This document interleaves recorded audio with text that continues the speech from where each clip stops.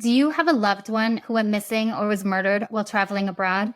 Is your family still searching for answers? At the Last Trip podcast, we believe these stories deserve to be heard. We want to amplify your voice, share your loved one's story, and help bring awareness to their case. If you are a family member or friend of someone who vanished or lost their life while traveling, we want to hear from you.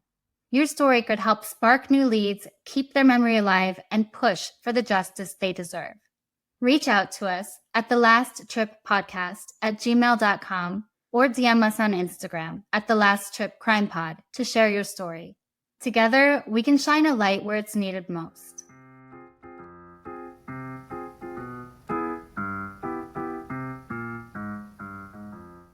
Ladies and gentlemen, the captain has turned on the fasten seatbelt sign. If you haven't already done so, please make sure the volume of this podcast is set perfectly to your listening enjoyment.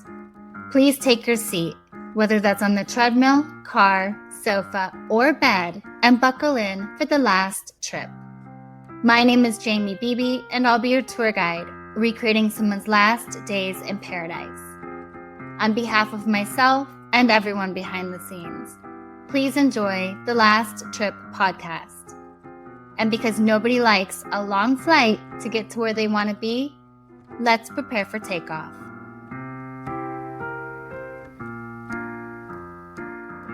A man boards a plane. He's been traveling for days, much longer than he should have been. His flight path makes no sense. Charlotte, Austin, Dallas, and finally, Cancun. He lands, he goes through customs. But something happens between customs and baggage claim. Something that no one can explain. Because Robert Cantrell, a 62-year-old man from Florida, is missing. Days later, he resurfaces. But he's not the same. He's disoriented, shoeless, rambling in the streets of Cancun. He doesn't know where he is. He doesn't even know his name. A journalist finds him, films him, tries to help. And then Robert vanishes again. Was he lost, drugged, targeted? The more you dig into this case, the less it makes sense. A frantic voicemail, a detention center, a suitcase returned home without him. What happened to Robert Cantrell? And how does a man disappear twice? Today, we're unraveling the chilling mystery of a journey that should have ended in Mexico, but never did. To understand his disappearance, we have to understand Cancun itself. The good, the bad, and the secrets that hide beneath its sun-soaked surface.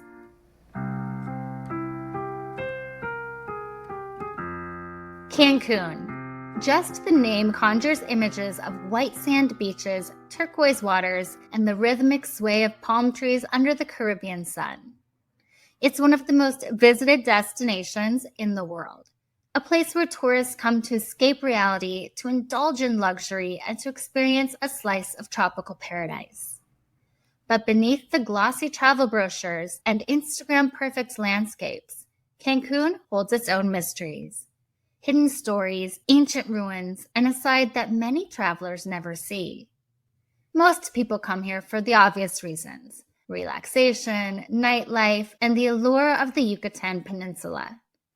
Cancun was purposefully built in the 1970s to be a vacation utopia. Before that, it was little more than a stretch of jungle and untouched coastline. Today, it's a multi-billion-dollar tourist powerhouse, attracting millions of visitors every year, from honeymooners to spring breakers, retirees to digital nomads. Cancun welcomes them all. But beyond the luxury resorts, beyond the tourist zones, and away from the controlled environments of all-inclusive packages, there's another side to Cancun, one that is much less talked about, filled with crime, corruption, and unexplained disappearances. For most visitors, Cancun is perfectly safe. The main stretch of beachfront resorts is heavily patrolled, and major tourist areas are protected by both local police and private security. But just a few miles inland, in the bustling downtown area and surrounding neighborhoods, that story can change. Reports of robberies, scams, cartel activity, and even violent crime have surfaced over the years. Most tourists never encounter this side of Cancun, but for those who do, whether by accident or bad luck, the consequences can be dire. Beyond the pristine beaches and luxury resorts, Cancun has a darker, more mysterious side, one that tourists rarely see. The region is rich in ancient history, eerie legends, and unsettling real-life dangers that lurk beneath its postcard-perfect exterior. One of the most chilling sights near Cancun is El Meco, an often overlooked ancient Mayan ruin just outside the city. Unlike the heavily visited Chichen Itza, El Meco is quiet, almost forgotten, its crumbling structures swallowed by the jungle. But what makes it eerie isn't just the ruins themselves, it's the history. The Maya believed in blood sacrifices to appease their gods, and sites like this one were once home to rituals that included human offerings. Some locals whisper that spirits of the sacrificed still roam the area, their presence felt in the humid, heavy air. Another unsettling landmark is the cenotes, natural sinkholes scattered across the Yucatan Peninsula. While they're popular with tourists for swimming and diving, many hold a much darker past. The ancient Maya saw cenotes as portals to the underworld, using them for offerings, including human sacrifices. One particularly infamous cenote near Cancun is Cenote Sagrado at Chichen Itza, where archaeologists have discovered human bones at the bottom, evidence of rituals meant to please the gods. Even today, divers exploring the underwater caverns report an eerie silence, as if the spirits of the past are still watching. And for those seeking something truly haunting, Cancun has a history of disappearances, cases that remain unsolved, victims who seem to vanish without a trace. In recent years, reports of tourists being targeted by scams, robberies, and even kidnappings have surfaced. While the vast majority of visitors experience Cancun without issue, there are stories that paint a different picture of people who got too comfortable, wandered too far from the tourist zones, or encountered the wrong people at the wrong time. And then there's the ocean itself. While Cancun's waters are a dream for swimmers and divers, they can also be deadly. The Caribbean's powerful rip currents have pulled swimmers out to sea, their bodies never recovered. In some cases, what starts as a fun night out can end in tragedy. Tourists found drowned, their deaths ruled as accidents, despite lingering suspicions from their families. Cancun is a place of contrast. It's a city built for pleasure and escape, but just beneath its glittering surface lies a history of sacrifice, mystery, and real-life dangers. For most, it remains a paradise. But for the unfortunate few who vanished into its shadows, Cancun becomes something entirely different. But Cancun isn't just for vacationers. Many arrive looking for something more permanent, a fresh start, a retirement dream, or an investment opportunity. The real estate market in Cancun has been booming for years, drawing in foreign buyers looking for beachfront condos, private villas, or even boutique hotels. The idea of owning a piece of paradise is tempting, and for some, it's a reality. Buying property in Mexico, however, isn't as simple as in the US or Canada. Foreign buyers often need to use a bank trust, known as fideicomiso, to legally own land near the coastline. It's a common process, but navigating the system requires knowledge, patience, and the right connections. Real estate fraud and scams targeting foreign buyers have been reported. And for those unfamiliar with the system, making a wrong move can lead to financial disaster or worse. That's why Robert Cantrell was there. He wasn't just another tourist looking for a weekend getaway. He was a man with a plan, a vision, someone who had already built a life between the US and Mexico and who was looking for his next property. But like I've said, for all its beauty and allure, Cancun also holds dangers. It's a city where people come to disappear into the party scene, but sometimes people just disappear. It's a place where millions come to make memories, but it's also a place where some are forgotten. The region has a troubling number of disappearances, both locals and foreigners alike. Some are crimes of opportunity, tourists targeted for their wealth. Others are the result of accidents, medical episodes, or even the darker forces of organized crime. But Robert's story is entirely different. His family has not given up. His daughter has traveled to Cancun to search for him, to put up flyers, to ask questions. The case has gained attention, but answers remain elusive. Whatever the truth is, one fact remains. Robert Cantrell came to Cancun in search of property. But instead, he disappeared into the shadows of a city that, for all its beauty, can be unforgiving to those who find themselves lost. And to understand the man at the center of this mystery, we have to go back to who he was, the life he lived, and the journey that led him to his last trip. Are you tired of hearing about the Ted Bundys and Jeffrey Dahmers on True Crime Podcasts? I thought so. We've got something just for you. I'm Pat. And I'm Darcy, and we are the hosts of Pod of Terror, a true crime podcast that dives into lesser-known cases from around the world. Grab a glass of wine and join us every Thursday as we discuss the most vile, despicable human beings on the planet. It'll be a dark and twisted journey, so don't forget your drink. You're gonna need it. We're looking forward to seeing you next Thursday.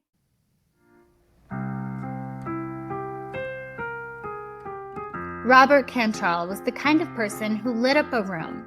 He wasn't just loud, he was expressive. He didn't just talk, he connected. He was the man in the sharp suit, the guy who always had a story to tell, the friend who made strangers feel like they had known him forever. Loud, funny, and always impeccably dressed, he carried a presence that was impossible to ignore. He had an energy that filled a room, a force of nature wrapped in bold patterns and sharp suits. He talked to everyone. He made friends everywhere, until one day when he disappeared. Born on May 7, 1961, Robert spent much of his life in Jacksonville, Florida, but Mexico had started calling to him. He had fallen in love with Ajijic, a vibrant lakeside town in Mexico, and had already started planting roots there. It was supposed to be his fresh start, a new chapter in a life that had already seen so many reinventions. In Ajijic, he was becoming part of the community, embraced, even as he was still finding his place. He was a proud member of the Lake Chapala Jewish congregation. He played pickleball with a passion, was a devoted ally to the LGBTQ+ community, and a man who believed in giving back. Just a year earlier, he had helped organize a massive dance fundraiser benefiting the Tepehua Community Center, and he had every intention of doing it again. Robert was no stranger to reinvention. His life had already seen its fair share of heartbreak and transformation. He once told the story of how he came out, not on his own terms, but through the words of his mother. He wrote on Instagram, "My mom did it for me. I was walking on Fountain Avenue in Hollywood when my cell rang. It was my mom. She said, 'Rob, you'll never experience happiness.' I remember looking at the Hollywood sign and realizing she was right. The next day I called her and said, 'Turn on CNN.' She did, and all she saw was a guy in drag carrying an LGBT Star of David flag in Los Angeles. She said, 'What am I looking at?' I said, 'Me. I took your advice and I'm a lot happier.'" Robert's social media was a stream of consciousness, a living diary of his thoughts, his passions, his day-to-day moments. He posted about everything, from the mundane to the profound. His friends could always count on seeing his latest adventures, his latest projects, and, of course, his latest impeccably styled outfit. Robert lived his truth, unapologetically and without hesitation. But beneath his vibrant exterior was a man still healing. In March 2022, he faced his most devastating heartbreak, the death of his husband, Keith. They had been together for 6 years.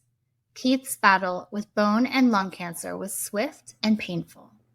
And when he was gone, Robert was left trying to navigate a world that suddenly felt emptier. On Valentine's Day 2023, nearly a year after Keith's passing, he posted a tribute. "Happy Valentine's to my husband, Keith. I nearly died losing you this year. 2022 hardened my soul. You said, go to a new country, meet fun people, fall in love. You're still alive. I'm dying, not you, but I'll be waiting for you. Robert was trying to move forward. He was a retired psychologist, but he still worked, dedicating himself to addiction recovery counseling. He had a daughter, Lauren, whom he adored. He had friends who cherished him. He was a man who had been through pain, but refused to let it define him. Real estate was his thing. He loved finding hidden gems and turning them into something special. So in June 2023, he made plans to visit Cancun, a place brimming with opportunity. He was scheduled to meet with a lawyer who had lined up properties for him to view, but Robert never showed up. So what happened to Robert Cantrell in Cancun? Was he simply in the wrong place at the wrong time? Or did his past, his personality, or even his trust in strangers lead him into danger?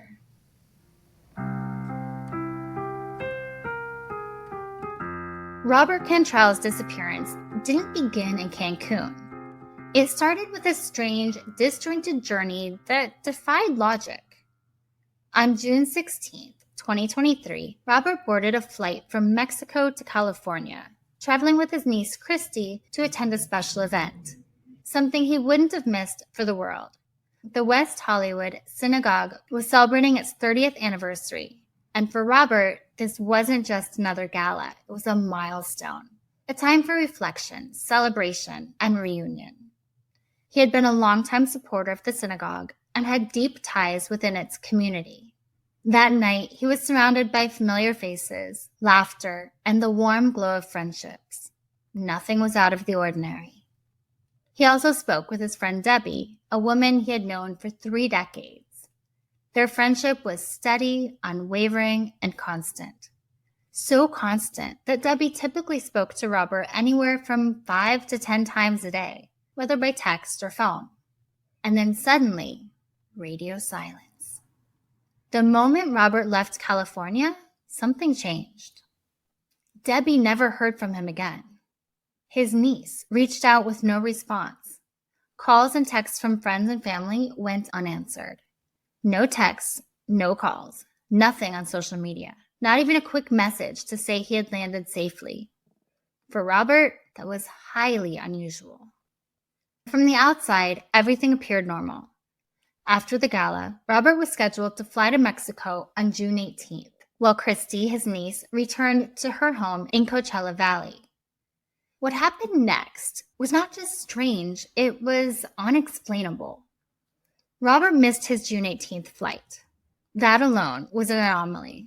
He was a frequent traveler, not the type to miss flights or fail to plan ahead. But what followed was even more baffling. Instead of simply rebooking a direct flight to Mexico, Robert was caught in a bizarre travel nightmare that sent him zigzagging across the United States. He was rerouted to Charlotte, North Carolina, a place he had no connection to. From there, he found himself in Austin, Texas, before eventually making his way to Dallas. Then, he finally boarded a flight to Cancun. But a major gap in the timeline remains. How did he get from Austin to Dallas?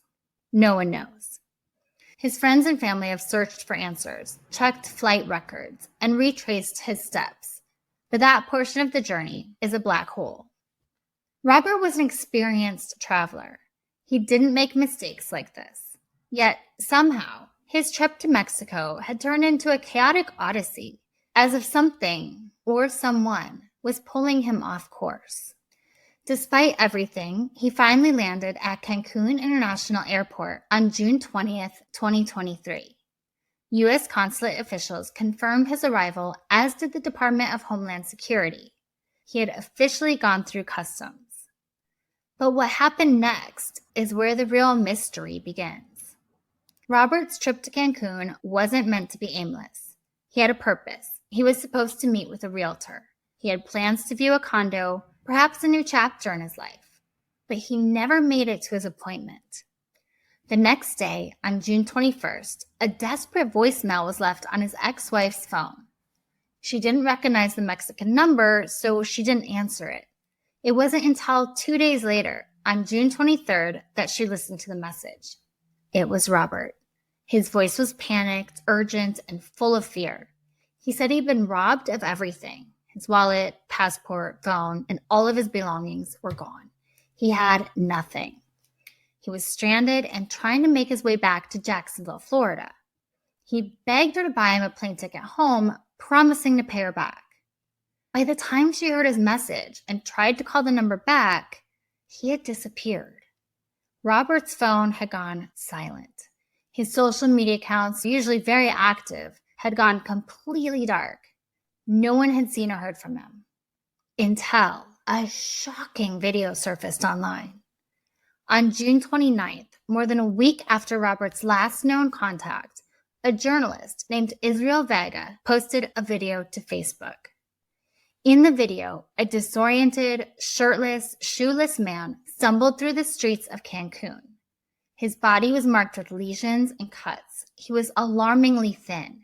His crazed eyes darted around and his movements unsteady, as if trying to grasp reality. The man was Robert Cantrell. Israel, trying to help, asked him simple questions. What's your name? And Robert hesitated, then said, Roberto Wayne Cantrelli.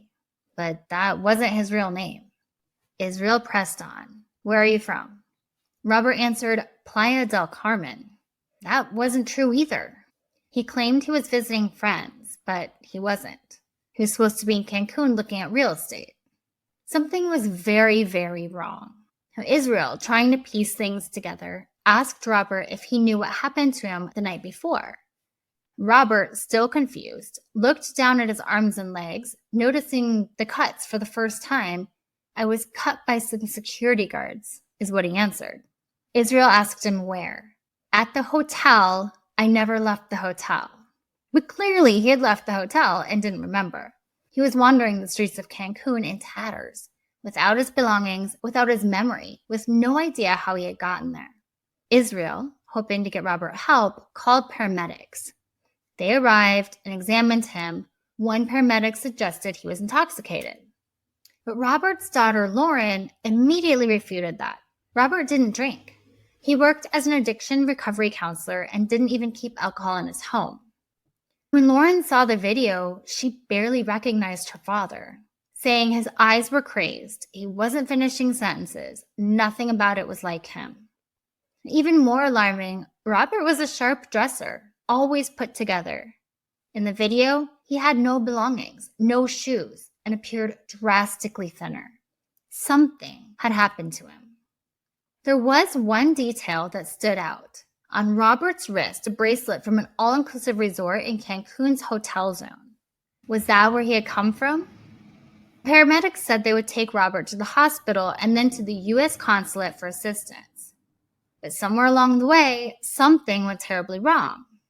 Robert was confirmed to have made it to Cancun General Hospital, but witnesses say he was frightened and confused. At some point, he walked out of the hospital and vanished into the night. From there, his final movements become murky. Records show he was held at El Torito, a detention center in Cancun, for 2 days. But was this before or after his hospital visit? No one seems to know. Lauren filed a missing persons report in Los Angeles, since that was the last place her father had been seen before this bizarre chain of events. His family and friends reached out to the embassy, the consulate, the FBI, private investigators in Miami and Cancun. No one could help. Lauren flew to Cancun herself. She walked the streets, distributing hundreds of missing person flyers. Locals told her they had seen her father. She met with authorities, handed over DNA samples, and worked with a lawyer to file legal proceedings. But he was still nowhere to be found. One deeply unsettling clue emerged. Robert's suitcase had been returned to his Florida home. It had never been picked up from baggage claim, so the airline returned it. And this meant one thing. Whatever happened to him occurred before he left the airport. A few blurry photos surfaced in mid-July showing a man who could have been Robert, but the hope was short-lived. They weren't him. On July 16th or 17th, there was another possible sighting outside a church in Benito Juarez neighborhood, but it was unsubstantiated. That's when Texas EquuSearch joined in the hunt for Robert. Now, Texas EquuSearch is a nonprofit search and rescue organization founded in August 2000 by Tim Miller, following the abduction and murder of his daughter Laura. Headquartered in Dickinson, Texas, the organization has been dedicated to locating missing persons, utilizing a range of resources, including foot searchers, ATVs, boats, drones, and mounted search teams. Over the years, Texas EquuSearch has been involved in numerous high-profile cases, providing their services free of charge to families in need. In Robert's case, the organization collaborated closely with local authorities and the Cantrell family, deploying their expertise to navigate the challenging and complex circumstances surrounding his disappearance. Their involvement brought additional attention to the case, amplifying search efforts and community awareness. Despite their dedicated search operations, Robert remains missing, underscoring the profound challenges faced in such critical missions. In the end, they were no closer to finding Robert than when they began. Months passed, then a year. No viable leads, no new information. In October 2023, Lauren posted an emotional update on the GoFundMe they had set up for his search. She was exhausted, heartbroken. The search had drained her. She admitted what no one wanted to say out loud. There's a chance he will not come home. She and Robert's loved ones began grappling with an impossible question. How do you grieve someone who is still missing? When do you let go? But there is still hope. These people are still looking. Robert Cantrell, loud, bold, unforgettable, is still out there, somewhere.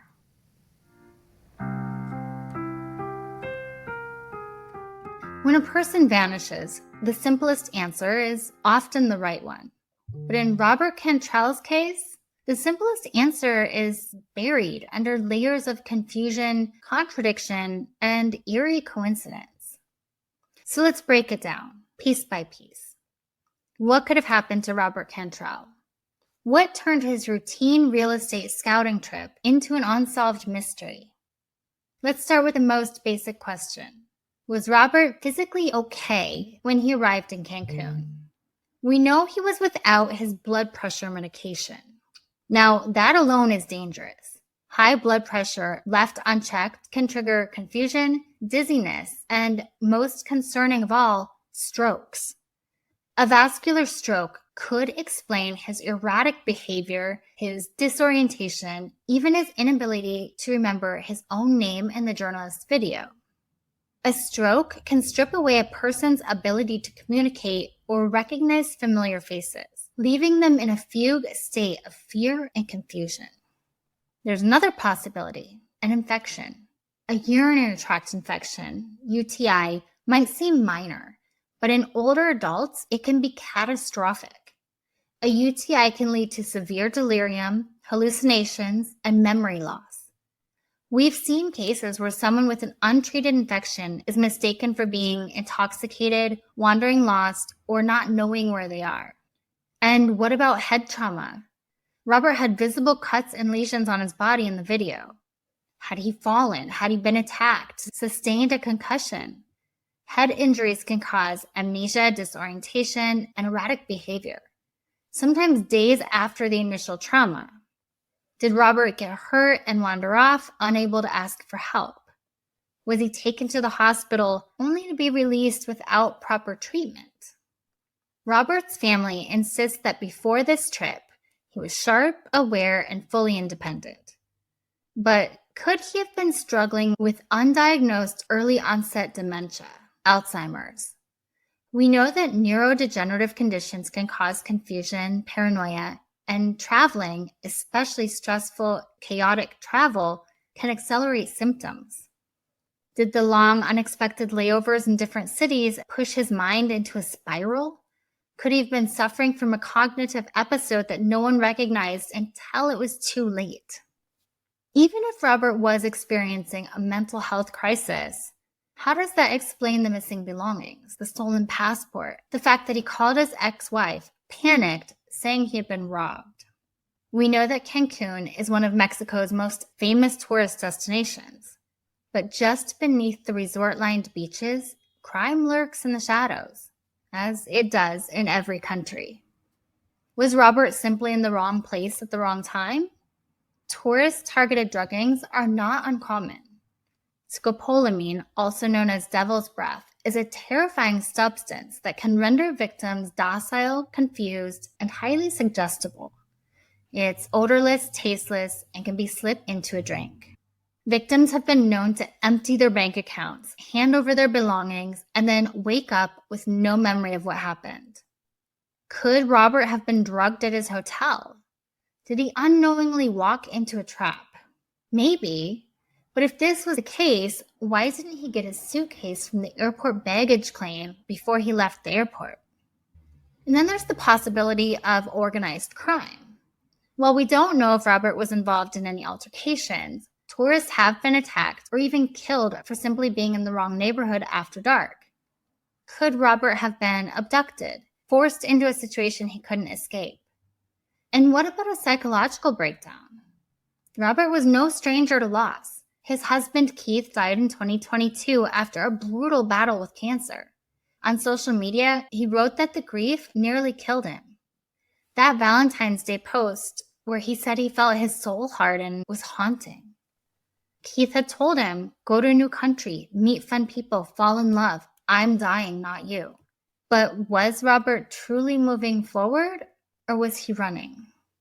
Sometimes grief doesn't hit you all at once. It lingers, festers, and then when a person is at their most vulnerable, it overtakes them.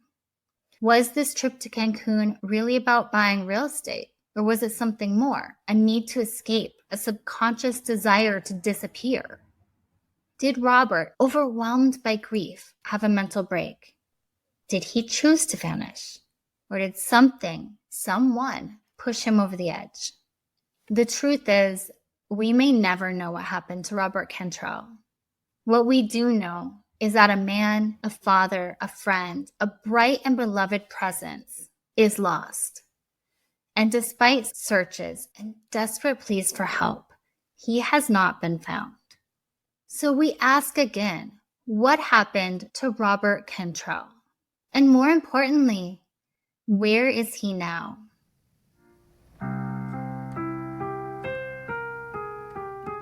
Cancun is one of the most visited destinations in the world, drawing millions of tourists each year with its stunning beaches, vibrant nightlife, and rich history. But as we've seen in Robert Cantrell's case, even experienced travelers can find themselves in danger. His disappearance remains a mystery, but it highlights crucial safety concerns that every visitor should keep in mind.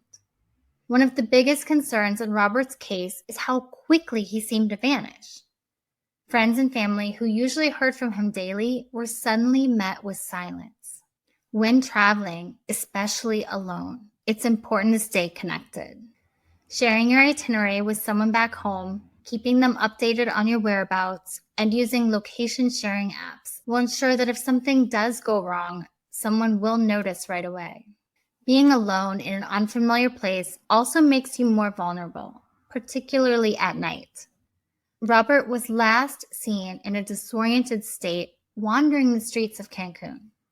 Whether this was due to a medical episode, foul play, or something else, his situation underscores the importance of staying in well-lit, populated areas after dark. If you must go out alone, it's safer to use trusted transportation services like official taxis, Ubers, or pre-arranged hotel shuttles. When it comes to nightlife, it's always best to have a plan for getting back to your hotel safely without relying on strangers. Cancun, like many tourist destinations, has its share of scams, pickpocketing, and more serious crimes. Robert's case suggests he may have been robbed, leaving him without his phone, passport, or wallet, completely stranded and vulnerable. Keeping belongings secure is essential. Using a money belt or an underclothing pouch can prevent theft, and storing valuables in a hotel safe can add an extra layer of protection. Tourists should also be wary of people who seem overly friendly or eager to help, as scams often start with seemingly innocent conversations. Another alarming possibility in Robert's case is that he may have been drugged. In the video captured of him, he appeared confused and unable to recall what had happened to him. Unfortunately, incidents of tourists being drugged in Cancun are not uncommon. Never leave a drink unattended. Refuse drinks from strangers, and be cautious of free shots at bars or clubs. If you ever start to feel unusually intoxicated after only a small amount of alcohol, it's important to seek help immediately.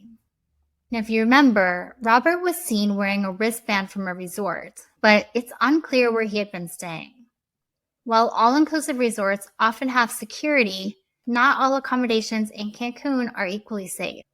Booking hotels with verified reviews, strong security measures, and 24-hour staff can provide more protection.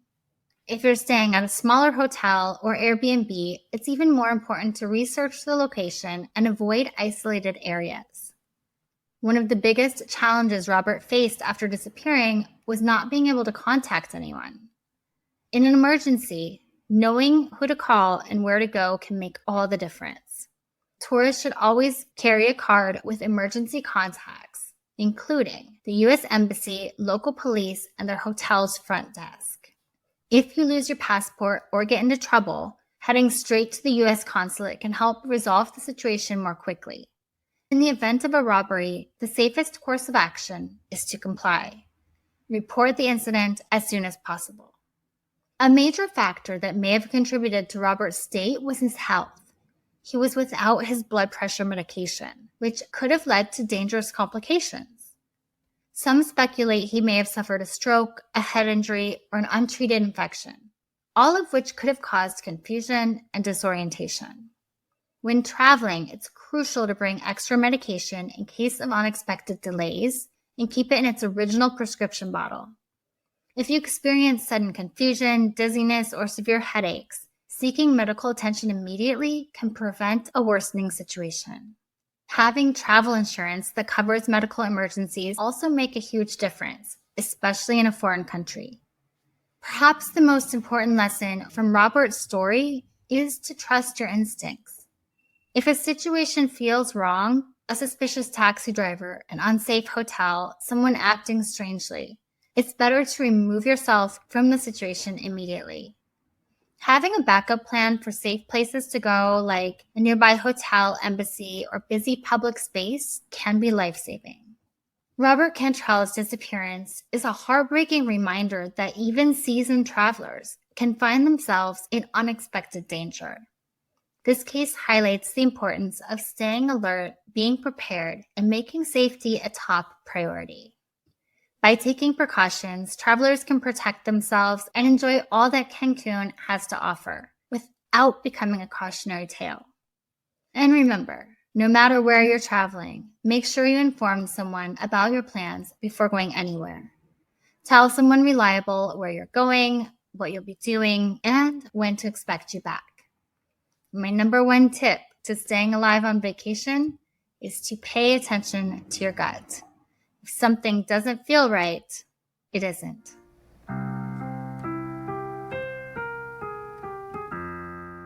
At the heart of this mystery, a daughter is desperately searching for her father. Lauren's message to Robert is simple. We love you, we're scared, and we just want you to come home. If you're out there, please find a way to reach out. If someone offers to take you to the embassy, please go. We need you safe. Robert Cantrell is still missing, and he needs our help. Someone out there has seen him. Maybe it was on a street corner, in a shelter, or passing by in a crowd. Maybe it was just a fleeting moment, but even the smallest clue could bring him home. Here's what you need to know. Robert is 62 years old, 5'7", about 145 pounds, with light brown and gray hair. He has green eyes and usually wears glasses. At the time of his disappearance, he had a beard and a mustache. Robert has a Star of David tattoo on his right leg and a whale and floral tattoos on his thigh. He was last seen in Cancun, Mexico on June 29, 2023, and there is a 20,000 pesos reward for anyone that can bring him to safety. If you've seen Robert or know anything that could help, please contact the Commission of Missing Persons for the state of Quintana Roo at 52-998-9881-7150, or reach out to Texas EquiSearch at 281-309-9500. Every call, every tip, every share on social media matters. Robert's story isn't over yet. And with your help, maybe, just maybe, he can find his way home.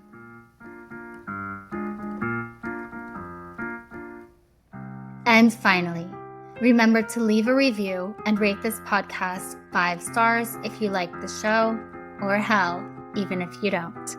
But either way, feel free to let me know what you think. Please follow The Last Trip on Instagram at The Last Trip Crime Pod, and subscribe on Patreon to support the show. You'll get extra research, videos, photos, and updates, and even learn more about my personal travels. That's patreon.com/thelasttrippodcast. I'm Jamie Beebe, bringing you your last trip and signing off until the next one. Thanks for listening.